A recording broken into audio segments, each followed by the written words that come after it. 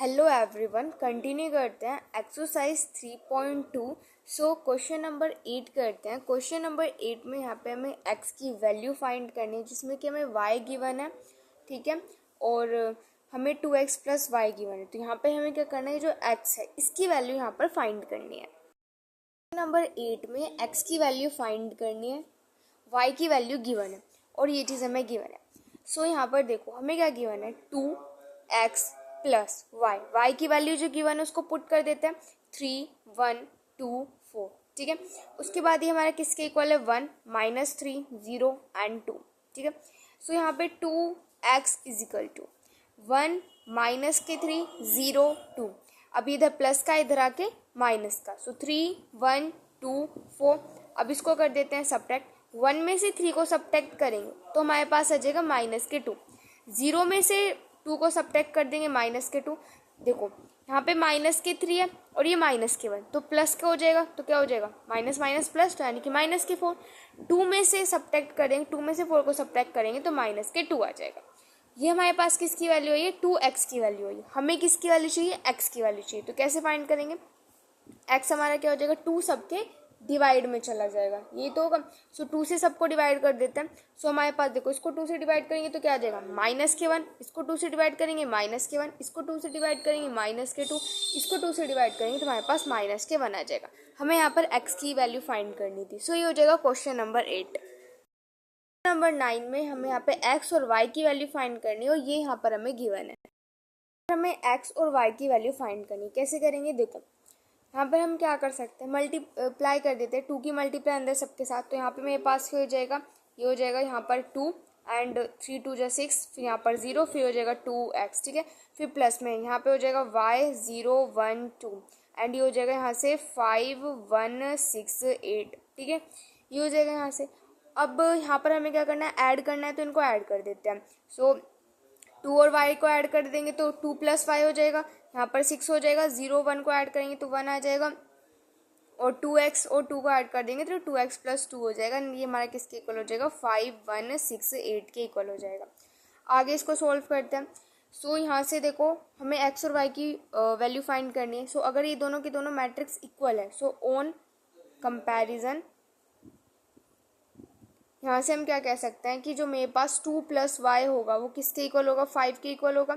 सो यहाँ से y की वैल्यू क्या आ जाएगी, 5 - 2, यानी कि यहाँ से मेरे पास y की वैल्यू आ जाएगी 3, ठीक है। x की वैल्यू फाइंड करनी है। सो यहाँ पर 2x + 2 ये किसके इक्वल होगा, 8 के इक्वल होगा।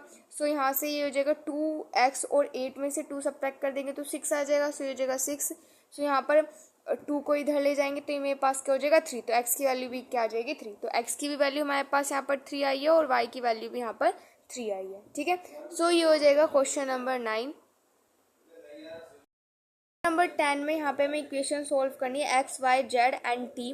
अगर हमारे पास ये चीज़ गिवन है, यानी कि हमें यहाँ पर x y z and t की वैल्यू फाइंड करनी है। तो किस तरीके से फाइंड करेंगे, सबसे पहले तो यहाँ पे देखो 2 की मल्टीप्लाई कर देते हैं अंदर सबके साथ। सो ये यहाँ से हमारे पास हो जाएगा 2x 2z 2y and 2t, ठीक है, ये हो जाएगा। उसके बाद यहाँ पे 3 की मल्टीप्लाई कर देते हैं अंदर सबके साथ। सो 3 -3 0 एंड 6, और ये हमारा किसके इक्वल होगा, अंदर 3 की मल्टीप्लाई कर देते हैं तो ये हो जाएगा 9 15 12 18, ठीक है। अब इनको ऐड कर देते हैं यहाँ पर। सो ये ऐड करेंगे तो कितना हो जाएगा, दैट इज 2x + 3, फिर 2z - 3 2y एंड 2t + 6, ये हमारा किसके इक्वल हो जाएगा 9 12 15 एंड 18।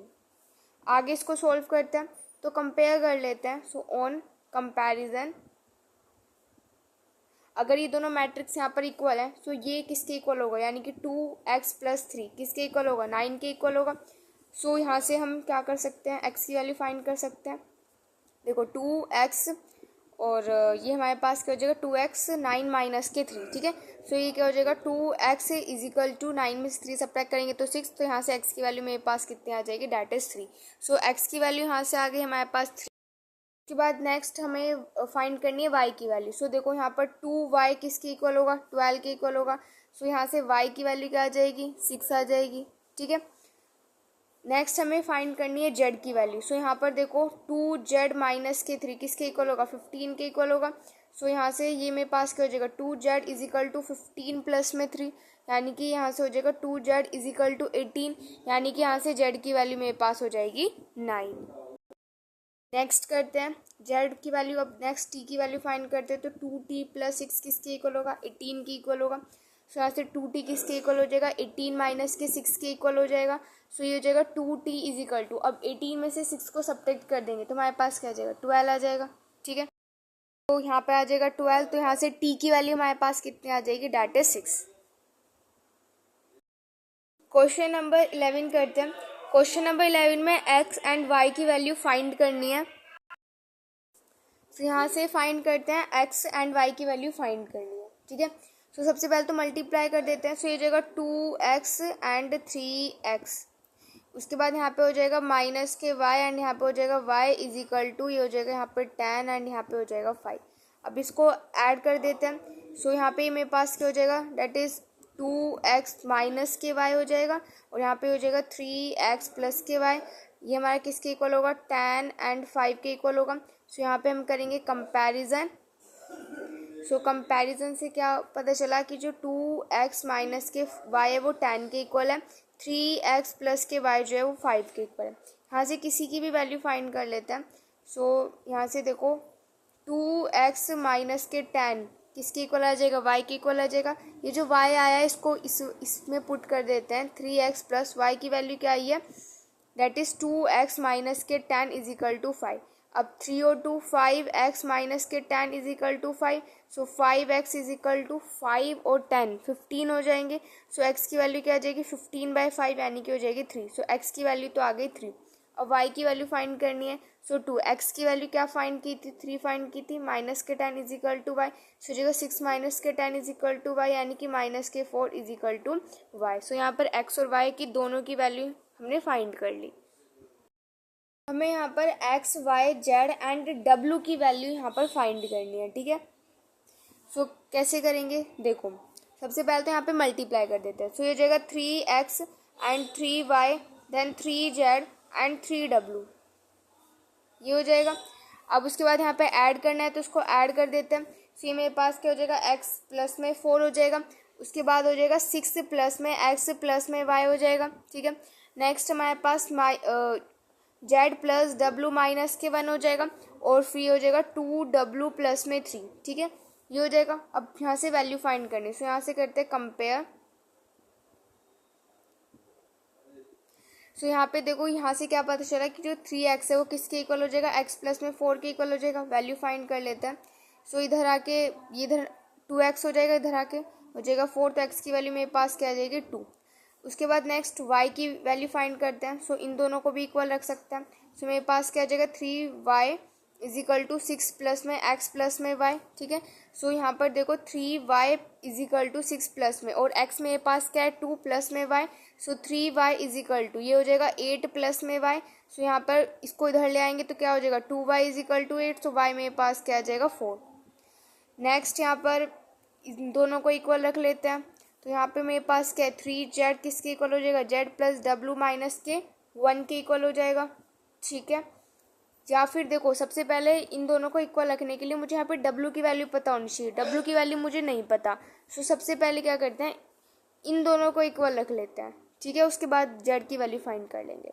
सो यहाँ पे इन दोनों को इक्वल रखते हैं। किसको, 3w किसके इक्वल हो जाएगा, दैट इज 2w प्लस में 3 के इक्वल हो जाएगा। तो यहाँ पर करते हैं इसको। सो इधर आके तो w आ जाएगा, तो w की वैल्यू क्या आ जाएगी, मेरे पास 3 आ जाएगी।